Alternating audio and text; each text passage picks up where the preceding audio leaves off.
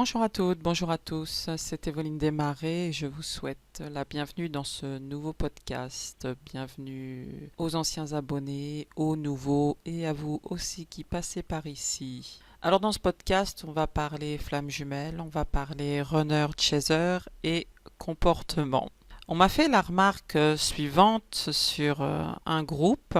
C'est intéressant de lire qu'un runner pourrait penser que son chaser est un malade mental. Cette phrase si anodine, faite pour faire travailler l'ego d'un chaser qui pensait que les runners manquaient d'émotion, cette phrase, je l'ai écrite plutôt, un petit peu pour faire travailler la personne dans son comportement, dans sa façon d'interpréter les choses. Vous êtes nombreuses à reconnaître que votre runner s'est déjà senti plus ou moins persécuté, voire harcelé face à vous et plus encore face à votre comportement qui pour vous est un comportement normal. Mon jumeau m'a dit une fois, et c'est un chaser, peut-être qu'il sait de quoi il parle. Toi, tu as tellement mis de l'eau dans ton vin que même le vin de messe, il n'est pas aussi catholique. Alors j'ai mis longtemps à comprendre cette phrase que mon jumeau m'a dite. En bon chaser, je pense qu'il comparait tout simplement mon silence face aux accusations des tierces. Un silence aussi accusateur que celui des bons chrétiens qui redeviennent pécheurs une fois l'office fini et le parvis de l'église dépassé. Mon jumeau, c'est un spirituel, pas un croyant. Pour lui, avant d'avoir la foi en Dieu, il faut avoir la foi en l'humain. Pour lui, Dieu se trouve dans un arbre autant que dans un papillon, une facette multiple qui va se retrouver dans son comportement, où il est capable de s'adapter, de se transformer à chaque interlocuteur qu'il a face à lui. Mon jumeau, c'est d'un côté le calme olympien avant l'épreuve des 12 travaux et de l'autre la colère de l'hydre de Lerne face à Héraclès. J'aime beaucoup cette image car elle définit bien notre parcours mais aussi le vôtre. Les flammes jumelles, c'est une relation en miroir et ça, faut pas l'oublier et beaucoup ont tendance à l'oublier. D'un côté, on a un runner à l'apparence calme olympien vécu par le silence, mais qui en lui va cacher la colère de l'hydre. Et d'un autre côté, face à notre runner, on a vous, notre chaser, qui dans son comportement face à son runner, dans ses écrits, exploite la colère de l'hydre, mais où pour les tierces personnes, il est d'un calme olympien. Jamais on n'entendra une tierce dire du chaser qu'il n'est colérique, une tierce ne dira pas du runner non plus qu'il est d'un calme olympien. Pourtant c'est bien l'inverse qui se passe, il suffit pour le constater d'avoir un regard objectif sur votre relation de flamme jumelle et sur votre comportement de chaser. Alors pourquoi une tierce ne dira pas ça? Eh bien tout simplement parce que les tierces ne vivent pas la relation comme cela. Et c'est pareil pour vous. Les chasers explosent de colère, entre parenthèses bien entendu, cette explosion est souvent intérieure, parfois dans l'intimité, souvent dans l'intimité d'ailleurs, et toujours dans l'intimité pour mon jumeau, il explosait essentiellement face à moi, chez moi parce que je lui autorisais cela, c'était le seul à qui j'autorisais ça d'ailleurs. Et les tierces n'ont pas le vécu de cette partie de la relation-là. Seuls les liens vont être capables de discernement face à la relation runner-chaser. Et pourtant, comme les jumeaux veulent les protéger, c'est eux qui en savent le moins sur la relation. Alors, à condition de faire preuve de discernement, répondre à la question pourquoi un runner peut considérer son chaser comme un malade mental et pourquoi parfois un runner se sent persécuté est plutôt simple. De manière générale, l'humain agit de façon déstructurée lorsqu'il s'agit de relations humaines. Ainsi, sous prétexte que l'on ne souhaite pas se justifier, on est forcément en tort. Quand on ne répond pas au qu'en dira-t-on ou à la provocation, on est forcément en tort et forcément c'est qu'on cache quelque chose. Alors cela, ça va alimenter les médisances, les ragots, les qu'en dira-t-on et tout ce que vous voulez. L'humain, le chaser, les tierces ne conçoivent pas que l'on puisse choisir de ne pas répondre plutôt que d'envenimer les choses. C'est un réel choix que de ne pas répondre, c'est un réel choix du runner que d'entrer en silence, qui la plupart du temps ne regarde eux que les jumeaux et personne d'autre. En fait, cette relation, ce qui se passe, regarde les jumeaux et personne d'autre. On a juste l'humain, le chaser et les tierces, l'humain et les tierces essentiellement, qui vont envenimer la chose et le chaser, lui, va se laisser entraîner. Mais pour un chaser ou une tierce, c'est plus facile quelque part de venir se mêler de la vie du runner plutôt que d'analyser son propre comportement et de se remettre en cause. Un chaser ne va pas imaginer un seul instant qu'envoyer un message, un simple texto, puisse avoir un impact dévastateur sur le runner au moment où il le reçoit.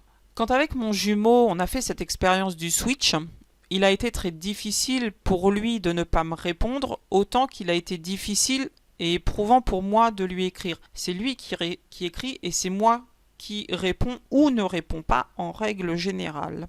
Alors pourquoi ça a été dur ?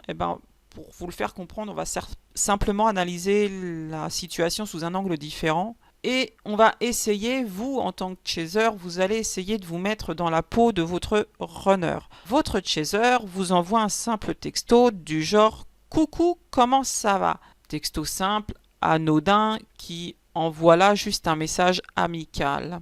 Alors à ça, il y a 3 possibilités. Soit votre runner est seul, au mieux avec un lien, et là tout va bien, peut-être un peu d'agacement, de gêne, mais il n'y a rien de méchant, ça se passe. Au pire, votre runner va pas vous répondre sur l'instant, peut-être qu'il le fera plus tard. Soit votre runner est avec des tierces personnes, famille, collègues, amis, peu importe. Et là c'est la merde. Ça va revenir aux oreilles de sa tierce super jalouse, parce que si c'est des tierces personnes, si elles foutent la merde avec vous, vous imaginez bien qu'elles le font aussi avec les autres. Alors vous oubliez que si votre runner, il reçoit un message alors qu'il est avec des tierces, ça ne revienne pas aux oreilles de sa tierce. Soit il est directement avec sa tierce, et là c'est fini, c'est l'esclandre. Votre jumeau s'engueule avec sa tierce, car elle vous accuse de tous les maux, le faisant passer, lui, au passage pour un salaud. Bref, la totale, votre runner, il n'avait pas besoin de ça. Et vous, en tant que chaser, à ce stade, vous avez juste...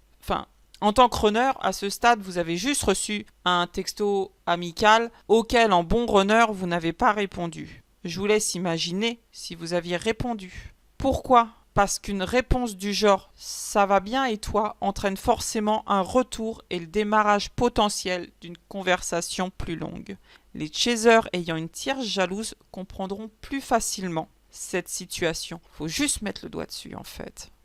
Quand nous avons fait cette expérience du switch avec mon jumeau, il a pris de plein fouet sur cette période de 3 mois à peu près, je sais plus trop, l'intégralité de la négativité que je vivais depuis... près de 3 ans à peu près avec sa tierce et depuis plus de 15 ans avec la mienne. Alors vous êtes chaser et vous allez à comprendre qu'en bon chaser, la colère va monter. Mon jumeau, je l'imagine assez facilement durant cette période, relire tous nos échanges de cette période afin d'essayer de comprendre son comportement et celui de sa tierce. D'ailleurs, un jour, il a reconnu que sa colère avait parlé, qu'elle avait légèrement débordé et qu'il n'aurait jamais dû. Pourquoi ? Parce que la colère, ça fait peur à notre runner et ça, en tant que chaser, vous le savez, vous avez du mal à l'admettre, mais vous le savez.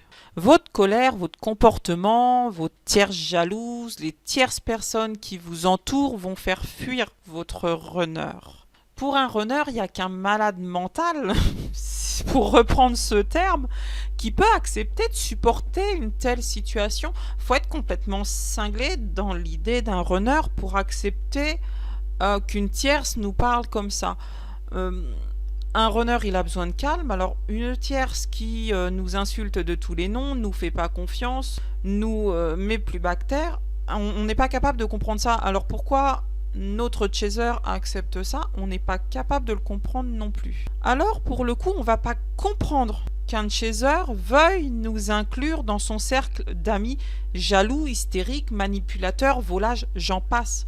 Car pour votre runner, la liste peut être très longue.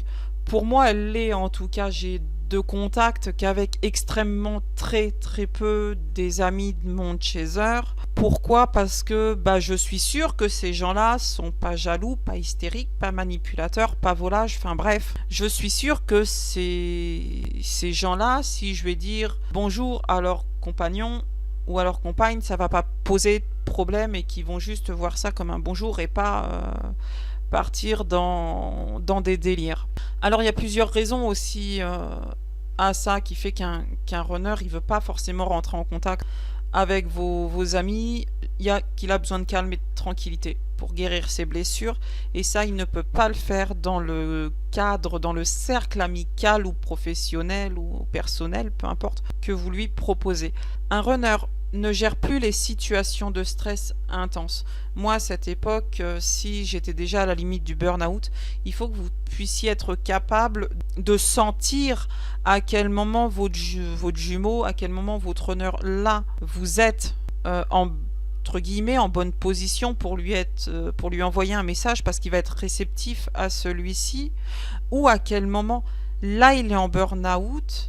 Et à moins de le croiser par hasard dans la rue et lui dire bonjour et le laisser en premier parler, vous ne pouvez rien faire. Troisièmement, un runner n'accepte de son jumeau que le calme, car c'est la seule façon pour lui d'avancer et de se reconstruire. Votre jumeau, votre runner, n'acceptera pas que vous lui fassiez des réflexions, que vous lui rabâchiez constamment ses erreurs, il le sait. Votre jumeau, il n'a pas besoin d'entendre que il doit se bouger les fesses et qu'il doit aller de l'avant. Il le sait. Votre jumeau, votre runner, il a déjà acquis énormément de choses, mais il ne peut faire ce travail d'acquisition, de reconstruction que dans le calme. Alors, quand votre runner s'enferme quelque part dans une forme de mutisme, de dépression, que cette personne coupe tout contact avec vous, c'est quelque part que vous avez dépassé les limites de ce que cette personne peut supporter. Vous, en tant que chaser, vous avez dépassé les limites de ce que votre runner peut supporter. Vous ou les tierces personnes, peu importe, ou les tierces situations, ou les tierces événements, l'ensemble des choses, les personnes, les tierces, les événements, et on met tout dans le même panier, on fait un bon brassage, on voit ce qui ressort, et ce qui ressort, ça va pas être bon pour le runner. On est là dans un schéma classique de protection de soi. Quand un runner rentre en silence, c'est un schéma classique de protection de soi, et ça va se retrouver pas que chez les flammes jumelles.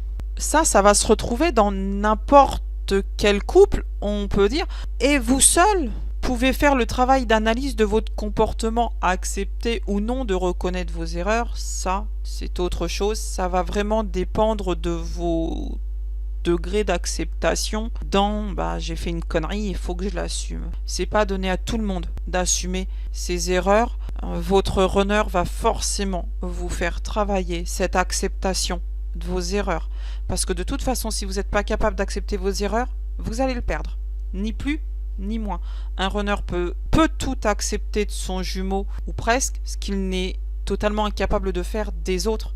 Il acceptera rien, ou presque, des autres, et il peut absolument tout accepter de son jumeau, ou presque. Si vous n'êtes pas capable d'accepter vos erreurs, de les reconnaître, et surtout d'en parler avec votre jumeau, oubliez qu'ils vous reviennent. N'espérez pas reprendre le contact avec votre runner sans excuse de votre part et surtout sans être capable de lui expliquer pourquoi vous avez déconné. Si vous en êtes conscient, bien sûr, parce qu'on n'est pas toujours conscient d'avoir déconné. Parfois on déconne pour son runner, et pour nous en tant que chaser, c'est totalement normal parce qu'on a grandi dans cette forme d'éducation, parce qu'on vit dans ce cercle-là, et pour tout le monde c'est normal. Alors si c'est pas normal pour le runner, c'est forcément le runner qui a tort, on en revient toujours au même. Pour vous, chaser, tout cet entourage, c'est votre quotidien. Vos amis, la famille, la belle famille, les collègues de travail, etc., etc. À un moment, un chaser ne se rend plus vraiment compte des situations qui l'entourent et du comportement de son entourage. C'est son quotidien. Alors, il va pas comprendre pourquoi, quelque part, le runner le fuit. À ce moment-là, dans mon parcours à moi, le switch arrive comme une bombe à retardement qui va permettre à mon chaser de comprendre pourquoi et comment les limites ont été dépassées. La chose la plus importante que vous devez garder en mémoire, c'est que votre runner ne vous fuit pas. Ce que fuit votre runner, c'est les situations négatives, c'est votre entourage, c'est votre façon d'interpréter les choses et comme il n'arrive pas à vous faire entendre raison, ou du moins vous faire comprendre que sa pensée est différente, il préfère tout simplement partir. Toutes les personnes ou situations qui pourraient l'obliger à s'expliquer sur sa relation avec son jumeau, ça, c'est sa vie privée. Alors il n'y a qu'à ces liens qu'un runner acceptera de parler de son jumeau. Il n'en parlera pas aux tierces parties, pas aux tierces je sais pas quoi, il en parlera qu'avec son jumeau ou ses liens. Les autres, oubliez. Comme mon chaser a pris conscience de l'impact que sa tierce et son entourage négatif avaient sur moi, je dis entourage négatif parce qu'il y a aussi beaucoup de gens bien dans son entourage, ça l'a d'une certaine façon détruit. Il s'est rendu compte de l'extrême méchanceté des gens, de la violence de certains, de ces personnes-là. Il était au quotidien avec et il a eu cette impression d'avoir des personnes totalement différentes en face de lui. Il n'a pas compris ce rapport pour lui inhumain. Mais surtout, il s'est rendu compte de ce qu'il ne voulait plus dans sa vie. Et quand vous souhaitez reprendre contact avec votre runner, vous devez être prêt à ça, à accepter de vous rendre compte de ce que vous ne voulez dans votre vie. Quand vous, chaser, votre jumeau vous dit se sentir persécuté par vous, par vos messages, se sentir surveillé, vous avez déjà atteint une limite à ne pas dépasser. Peu importe que vous en compreniez les raisons, vous devez simplement accepter cette notion chez votre runner. Un jour, j'ai fait une réflexion du genre à mon jumeau, je m'interrogeais sur son attitude vis-à-vis de moi, et il a eu la réponse que pour moi, vous devez garder en tête. Pourquoi ? Parce que mon chaser m'a fait, moi en tant que runner, réfléchir. Il m'a tout simplement dit, bah non Evo, qu'est-ce qui te fait penser ça de moi ? Je pense que c'est vraiment la meilleure réponse que vous pouvez apporter à votre runner. J'ai tourné d'autres réponses dans ma tête. Pour moi, il n'y en a pas de meilleure. Pourquoi ? Parce que cette simple question m'a suffi à comprendre que là, à cet instant, je réagissais en fonction des dires des tierces et pas en fonction de moi, de mon jumeau ou de ce que je ressentais ou de ce que je reconnais de mon jumeau. Mon jumeau a toujours su trouver les questions qui me remettaient, moi, quelque part en question. Peut-être, car c'est un curieux de nature et qui s'interroge lui aussi sur le comportement humain, c'est pas mal ce qui nous a réunis. Mais c'est ce comportement-là qui a permis que l'on reste en contact, même dans mes périodes de rupture, de séparation, de fuite, appelez-les comme vous voulez. Même si après le switch, mon jumeau a érigé autour de nous des fortifications, là où il avait déjà construit des murs. Mais non, Evo, qu'est-ce qui te fait penser ça de moi ? Est une question qui vous obligera, qui obligera votre runner à vous exprimer pourquoi il a pensé ça de vous et qui, vous, en tant que chaser, va vous obliger à remettre votre comportement en question. Et ça, et je pense que seulement ce fait-là pourra faire évoluer votre relation dans le bon sens. Cette question en dit long sur mon jumeau. Elle parle de lui d'une façon où, dans le « qu'est-ce qui te fait penser ça de moi ?», il accepte quelque négativité que je puisse lui dire et au travers de ça, surtout, il est capable d'accepter de se remettre en question. C'est juste énorme. À partir du moment où vous avez compris ça, je pense que c'est juste énorme. Je pense que mon jumeau a trouvé la meilleure façon qui soit. Je pense qu'il a mis vraiment le doigt sur ce qui fait le lien entre le runner et son chaser. C'est toujours rester dans la communication franche et ouverte avec l'acceptation de se remettre soi en question et surtout l'acceptation que notre jumeau puisse porter un regard sur nous qui soit différent de celui des tierces, de l'entourage, du professionnel, de qui que vous vouliez. J'espère que ce petit podcast vous aura permis de comprendre pourquoi je me suis permise à un moment de comparer mon chaser avec, enfin mon chaser ou plutôt votre chaser avec un malade mental. Mon jumeau prendrait celui-ci à la rigolade en me disant que c'est un malade mental mais qui s'assume. C'est plutôt son côté joueur qui ferait dire ça. Gardez en vous la notion ou les termes que vous employez, comme celui-ci de malade mental, étaient peut-être mal employés, même si je l'ai souvent dit à mon jumeau que c'était un malade mental. On n'a jamais interprété celui-ci comme il a été interprété sur les réseaux sociaux, sur les groupes notamment. Gardez en vous que les mots que vous employez doivent être le parfait miroir des mots que votre jumeau emploierait pour vous. Et surtout que d'un couple de jumeaux à un autre couple de jumeaux, eh ben, on n'est pas forcé de comprendre les choses de la même façon. Preuve en est mon jumeau qui est un malade mental et qui pour moi le sera toujours, mais dans le très bon sens du terme. Sur ce, je vous souhaite plein de belles énergies, belles âmes. Pensez à vous, toujours dans la communication. Prenez soin de vous, de votre jumeau et des gens que vous aimez. Ciao, bye bye, à la prochaine.